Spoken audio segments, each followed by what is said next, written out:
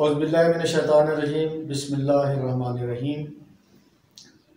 شروع کرتا ہوں اللہ کے بابرکت نام سے جو تمام جہانوں کا پالنے والا ہے۔ بول عوام سے میں ہوں آپ کا ہوسٹ چودھری ارشد۔ ناظرین، جیسا کہ آپ جانتے ہیں کہ اس وقت ہمارے ملک پاکستان میں ہر بندہ ایک عجیب کشمکش اور پریشانی میں مبتلا ہے کہ اللہ تعالیٰ نے ہمارے اوپر کس طرح کی وبا کرونا کے نام سے پیدا کر دی ہے۔ اس حوالے سے آج ہمارے پاس تشریف فرما ہے جناب مولانا پیر سید چراغ الدین شاہ صاحب، مرکزی امیر تحریک اتحاد امت پاکستان۔ ان سے ہم رہنمائی لیں گے کہ ایسی صورتحال میں ہمارے دین نے ہمیں کیا راستہ دیا ہے، ہمارا دین کیا بتاتا ہے کہ جیسے اللہ تعالیٰ نے قرآن پاک میں ارشاد فرمایا ہے، یا ایھا الذین آمنوا توبوا الی اللہ توبۃ النصوح۔ یہ چراغ الدین شاہ صاحب سے اس حوالے سے رہنمائی حاصل کریں گے کہ اس طرح کی صورتحال میں جب ہر چیز بند ہو چکی ہے، عبادت گاہیں بند ہو چکی ہیں، حتیٰ کہ طواف کعبہ رک چکا ہے، تو امت مسلمہ کو ایسی صورتحال میں کون سا دروازہ کھٹکانا چاہیے، کس طرح اللہ سے رجوع کرنا چاہیے کہ اللہ تعالی ہمیں معاف فرما دے۔ تو ناظرین، اس حوالے سے ایک ہی بات، ایک ہی نقطہ جو ہمارے دین نے، ہمارے نبی پاک صلی اللہ علیہ وآلہ وسلم، نبی آخر الزمان نے ہمیں بتایا ہے کہ جب بھی آپ کے گناہوں کا بوجھ بڑھ جائے تو اللہ کی طرف رجوع کرو۔ تو اللہ کی طرف رجوع کرنے کا معنی مطلب توبہ ہے۔ تو آج ہم نے اسی موضوع کو سامنے رکھا ہے اور ہم بات کرتے ہیں جناب پیر سید چراغ الدین شاہ صاحب سے۔ پیر صاحب، ہمیں دین کے تناظر میں، ہمارے دین اسلام کی روشنی میں ہمیں مستفید فرمائیں کہ امت مسلمہ کو ان حالات میں، جب کہ اس وقت پاکستان میں آج کی تاریخ تک تقریباً 1600 کرونا کے مریض جو تصدیق شدہ ہے، تو ایسی صورت میں قوم کو اللہ کی طرف کیسے رجوع کرنا چاہیے، کیسے توبہ کرنی چاہیے، توبہ کے معنی کیا ہے، توبہ کے مطلب کیا ہے، اور کیا انداز عاجزانہ ہونا چاہیے کہ انسان اللہ کی طرف رجوع کر کے اپنے گناہوں کی گڑ گڑا کے معافی مانگے۔ نحمدہ و نصلی علی رسول الکریم، اما بعد فاعوذ باللہ من الشیطان الرجیم، بسم اللہ الرحمن الرحیم۔ چودھری صاحب، میں آپ کا شکریہ ادا کرتا ہوں کہ آپ میری آواز امت مسلمہ کو اور انسانیت کو پہنچا رہے ہیں، اس کا ذریعہ بنے ہیں۔ اصل بات یہ ہے کہ انسان جو ہے یہ اللہ کی مخلوق ہے اور اشرف المخلوق ہے۔ اللہ ہمارا خالق، رازق، مالک ہے جو سب کچھ ہمیں کھلاتا ہے، پلاتا ہے، ہمیں وجود بخشا ہے۔ لیکن اللہ کا یہ حق ہے کہ اس کے جو اوامر ہیں اس کی پابندی کی جائے، اس کے منہیات جو ہیں اسے اپنے آپ کو روکا جائے بحیثیت انسان کی۔ لیکن گزشتہ ادوار میں بھی آپ نے دیکھا کہ قوموں نے جب حد سے تجاوز کی اور انبیاء علیہ السلام کی تعلیمات سے انہوں نے روگردانی کی تو وہ قسم قسم کے عذاب میں مبتلا ہوئے، اور اس وقت ان کی طاقت ان کے کام نہیں آئی، چاہے قوم عاد تھی، چاہے سمود تھے، چاہے فرعونی تھے، چاہے نمرودی تھے، چاہے شدادی تھے، بڑی بڑی طاقتیں تھیں، لیکن اللہ نے ان کو نیست و نابود کر لیا ایک گناہ پر۔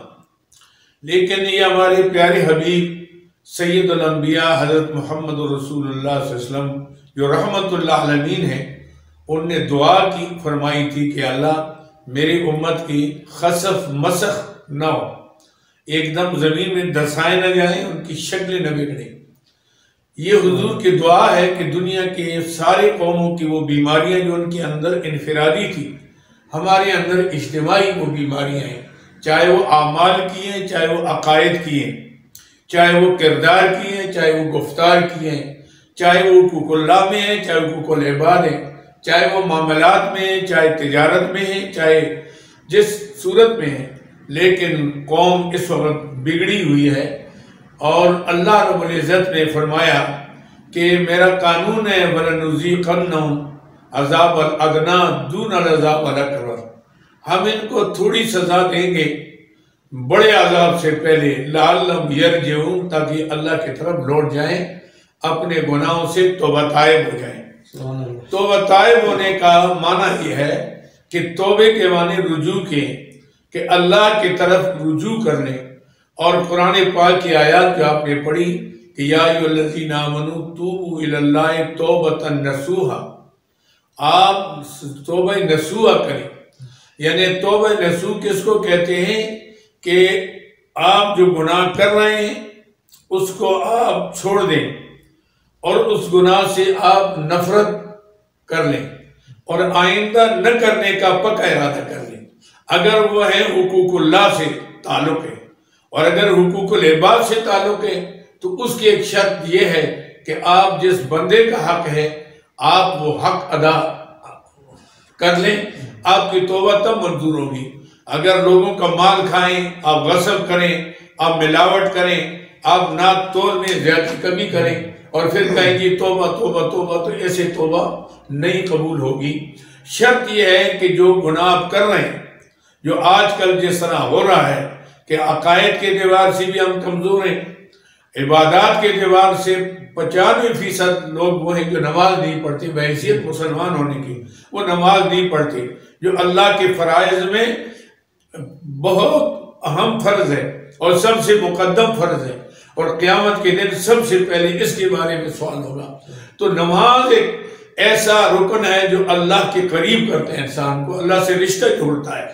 اور نماز نہ پڑھنے سے اللہ سے رشتہ انسان کا ٹوٹ جاتا ہے۔ تو سب سے پہلے تو یہ ہے کہ ہم نمازی بنیں، اور ہر عاقل بالغ جو ہے وہ نماز کی 5 وقت نماز کی پابندی کرے، چاہے وہ اجتماعی طور پر ہو چاہے انفرادی طور پر ہو، لیکن وہ نماز کی پابندی کریں۔ اور اسی طریقے سے کسی کے حق تلفی نہ کریں، جھوٹ نہ بولے، امانت میں خیانت نہ کریں، کسی پر ظلم نہ کریں، کسی پر زیادتی نہ کریں۔ یہ ہے ہمارے توبے کی یعنی شرائط۔ اگر اس شرط کے ساتھ آپ صدق کے دل سے کہیں کہ اللہ ہو سکتا ہے میری غلطی کی وجہ سے اس قوم پر وبا آ گئی، یا اللہ مجھے معاف فرما دیں، تو اگر آپ صدق کے دل سے کریں، آئندہ نہ کرنے کا ارادہ کر لیں، تو التائب من الذنب کمن لا ذنب لہ، اللہ کے پیارے حبیب فرماتے ہیں کہ گناہ سے توبہ کرنے والا ایسا جیسے اس نے گناہ کیا ہی نہیں۔ تو اللہ رب العزت رحمت فرماتے ہیں۔ بہت سے قوموں پر اللہ کا عذاب آیا، جیسے نوح علیہ السلام، حضرت یونس علیہ السلام کے قوم پر اللہ کا عذاب ہے، آثار سارے ظاہر ہو گئے، لیکن پوری قوم جنگلوں میں نکل گئی، گڑگڑانے لگی، اللہ کے درمیان میں فریاد کرنے لگی۔ اللہ فرماتے اللہ قوم یونس، یونس علیہ السلام کے قوم پر آیا ہوا عذاب بھی ہم نے ٹال دیا، کہ جب انہوں نے زیادتی کی اور پھر توبہ طائب ہوئے تو ہم نے وہ عذاب عطا کر ان کو رحمت سے تبدیل کر لیا۔ تو آج ضرورت ہے کہ بحیثیت قوم کے کہ آج ہم اللہ کی طرف رجوع کر لیں اور اپنے جتنے کیے گناہ ہیں اس پر ندامت کا اظہار کر لیں اور اللہ کی طرف گڑگڑائیں اور نمازوں کی پابندی کریں، اجتماعی طور پر توبہ کریں، انفرادی طور پر توبہ کریں،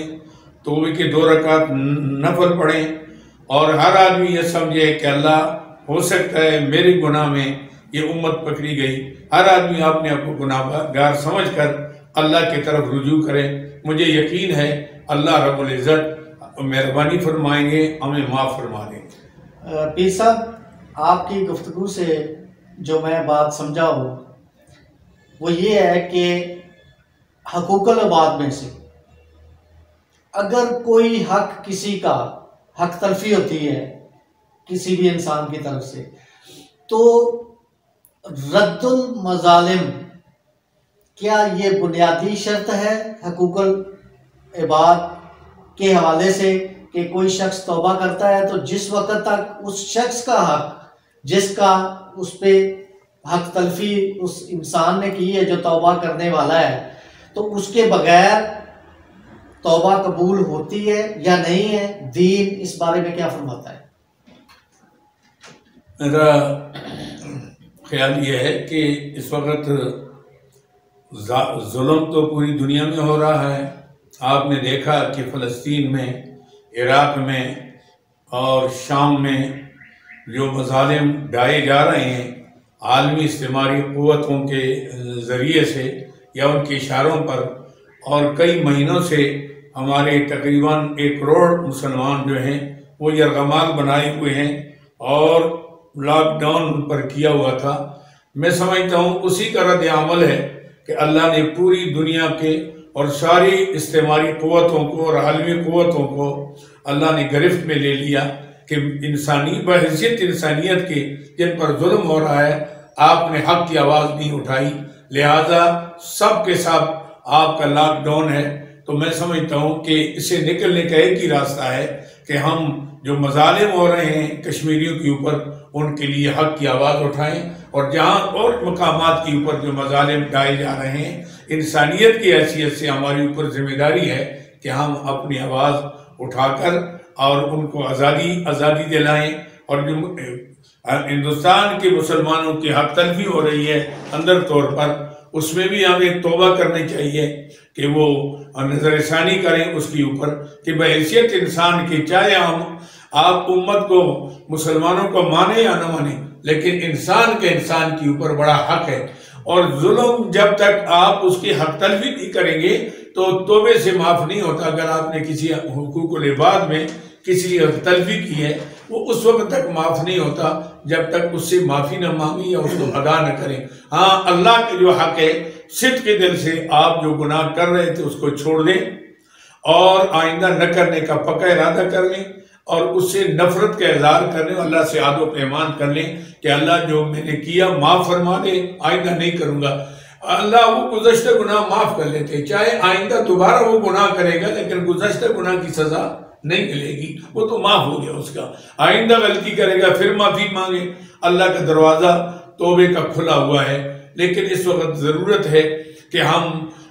پوری امت اس طرف ہو جائیں، خصوصاً پاکستانی سے میں درخواست کروں گا کہ اس وقت بہت سے لوگ جو ہیں وہ پریشان حال ہیں، جو مزدور طبقہ ہے، پریشان طبقہ ہے، گھروں میں بیٹھے ہوئے ہیں، جن کا ذریعہ معاش صرف مزدوری تھی، ان کو فوری طور پر حکومت جو ہے ان کے داد رسی کرے، ان کے گھروں تک ان کا راشن پہنچائے اور ان کی اتنی مدد کرے کہ ان کا گزرانے وقت ہو سکے، تاکہ وہ خودکشی کے اوپر یا وہ جناب علی اس کے اوپر وہ یہ نہ ہو، مجبور نہ ہو۔ تو اس لیے ضرورت ہے کہ اس وقت پوری امت، اور میں اہل خیر حضرات سے، مخیر حضرات سے بھی یہ اپیل کروں گا کہ آپ چاہے زکوٰۃ میں چاہے صدقات میں ہر حالت کے اندر آپ امت کا اور انسانیت کی قدر کریں، اور انسانیت کے غم کو اپنا غم سمجھ کر اور ان کے غم کے اندر آپ شریک ہو جائیں، ان کے ہر قسم کی آپ مالی تعاون کریں، جانی تعاون کریں۔ اور یہ حکومت کی بھی ذمہ داری ہے اور خیر حضرات کی بھی ذمہ داری ہے، بحیثیت امت کے ہماری ذمہ داریاں ہیں کہ ہم اس مشکل وقت میں اپنے غریب مسلمانوں، غریب انسانوں کی ہم فریاد رسی کر سکیں۔ یعنی کہ اس وقت جو موجودہ صورتحال ہمارے ملک کی، یہ وبا کی صورتحال میں چل رہی ہے، اس صورتحال میں جو صاحب ثروت لوگ ہیں وہ توبہ کے ساتھ ساتھ اس توبہ کا عملی مظاہرہ اس شکل میں کر سکتے ہیں کہ جو بھی اس وقت ضرورت مند، غریب، مزدور، جو اس وقت بے روزگار ہو چکے ہیں، ان کی زیادہ سے زیادہ وہ مالی مدد کریں، ان کی جو ضروریات ہیں ان کو پوری کریں۔ اور اس کے علاوہ توبہ کا مقام تبھی حاصل ہوگا جس وقت اپنے پہلے کیے گئی معاشرتی زیادتیوں یا بدعمالیوں کا ازالہ کرنے کے ساتھ ساتھ وہ اس چیز کا عملی مظاہرہ بھی کریں۔ تو اس میں پیر صاحب یہ فرمائیے گا کہ سچے دل سے توبہ یا توبہ کرنے کا طریقہ، انسان کو ایک مسنون طریقہ ہمارے دین نے، اسلام نے کیا بتایا ہے کہ وہ یہ محسوس کرے کہ میں نے جو توبہ کی ہے وہ اللہ تعالیٰ کی بارگاہ میں قبول ہوگی ہے۔ اس کا طریقہ کیا ہونا چاہیے، یا اس کے انسان کے احساسات کیا ہونے چاہیے توبہ کرنے کے بعد، کہ وہ کس طرح کا اپنے آپ کو محسوس کر سکتا ہے کہ اس نے واقعہ ہی سچے دل سے توبہ کی ہے، توبۃ النصوح کا جو درجہ ہے اس نے پا لیا ہے۔ اصل یہ ہے کہ صدقہ خیرات جو کرے گا مسلمان کے اوپر، تو یہ حضور اقدس نے فرماتے کہ صدقہ اللہ کے غضب، اللہ کے غصے کو ٹھنڈا کرتا ہے۔ اور دوسرا یہ فرمایا کہ صدقے سے اس طرح کے انسان کے گناہ معاف ہوتے ہیں جیسے آگ جلتی ہوئی آگ کے اوپر پانی ڈالیں۔ تو ایک تو اس کے لیے ضروری ہے کہ ہم صدقہ خیرات بھی ساتھ کریں اور اس میں ان مظلوموں کی فریاد رسی بھی ہوگی۔ دوسری یہ ہے کہ توبے کے یہ نشانی ہے کہ آدمی 2 رکعت نماز پڑھ کے صدق دل سے اللہ کو حاضر ناظر جان کر کہے کہ اللہ جو میری غلطیاں ہیں، چاہے حقوق اللہ میں ہیں چاہے حقوق العباد میں ہیں، یا اللہ میں صدق دل سے اسے توبہ طائب ہو رہا ہوں، مجھے معاف فرما دیں۔ اور اللہ کے دربار میں ہاتھ اٹھا کر گڑ گڑا کر دعا کرے گا تو اس کی قبولیت کی یہی علامت ہے کہ اس کے دل کے اوپر ایک کیفیت طاری ہو جائے گی، اس کے اندر خوف الہی پیدا ہو جائے گا، خشیت پیدا ہو جائے گی، اس کے آنکھوں سے آنسو جاری ہو جائیں گے۔ اور یہ آنسو اتنے قیمتی ہیں کہ اللہ تعالیٰ صرف اس کے گناہ نہیں معاف کرے گا بلکہ قیامت کے دن عرش الہی کے نیچے اس کو اللہ جگہ بھی عطا فرمائے۔ سبحان اللہ۔ پیر صاحب، میں آپ کا بہت مشکور ہوں کہ آپ ہمارے اسٹوڈیو میں تشریف لائے اور ہمیں دین کی روشنی میں توبہ کی فضیلت اور اہمیت سے ہمیں روشناس کروایا۔ ناظرین، حضرت انسان کو اللہ تعالیٰ گناہوں سے منع بھی کرتا ہے اور نیکی کی تلقین بھی کرتا ہے۔ اس کے ساتھ ساتھ ایک رستہ اللہ تعالیٰ نے ہمیں یہ بھی بتایا ہے کہ اگر آپ سے کوئی گناہ سرزد ہو جاتا ہے، خصوصی طور پر حقوق العباد کی حق تلفی ہو جاتی ہے، تو آپ رد مظالم یعنی کہ اس شخص کی جس کی آپ نے حق تلفی کی ہے اس کا ازالہ کر کے اللہ کے حضور گڑ گڑا کر دعا مانگے تو اللہ تعالیٰ قبول فرما لیتا ہے۔ مگر وہ توبۃ النصوح کا درجہ حاصل کرے۔ ایسی توبہ نہیں ہونی چاہیے جیسا کہ کسی نے کیا خوب کہا ہے کہ توبہ کی پھر توبہ کی، توبہ کی پھر توبہ کی، پھر توبہ کر کے توڑ دی، میری اس توبہ پر توبہ بھی توبہ توبہ کر اٹھی۔ تو میری دعا ہے کہ اللہ تعالیٰ ہم تمام مسلمانوں کو ہمارے کیے ہوئے گناہوں کا سچے دل سے کفارہ ادا کرنے اور سچے دل سے توبہ کرنے کی اللہ تعالیٰ توفیق عطا فرمائے۔ اسی کے ساتھ، اس دعا کے ساتھ کہ اللہ تعالیٰ ہم تمام مسلمانوں کو جہاں جہاں بھی مسلمان اس وقت زیر عتاب ہیں، ان پہ مظالم کیے جا رہے ہیں، اللہ تعالیٰ ان تمام پہ رحم کا معاملہ عطا فرمائے۔ اور اس وقت جو ہمارے معاشرے میں ایک خوف، ایک وبا کی شکل میں موجود ہے، اللہ تعالیٰ اس سے چھٹکارا دے اور میری تمام قوم سے یہ اپیل ہے کہ اس مشکل کی گھڑی میں حکومت سے تعاون کریں، حکومت کی دی ہوئی ہدایات پہ عمل کریں اور معاشرے کو اس مشکل وقت سے سب مل جل کر نکالیں۔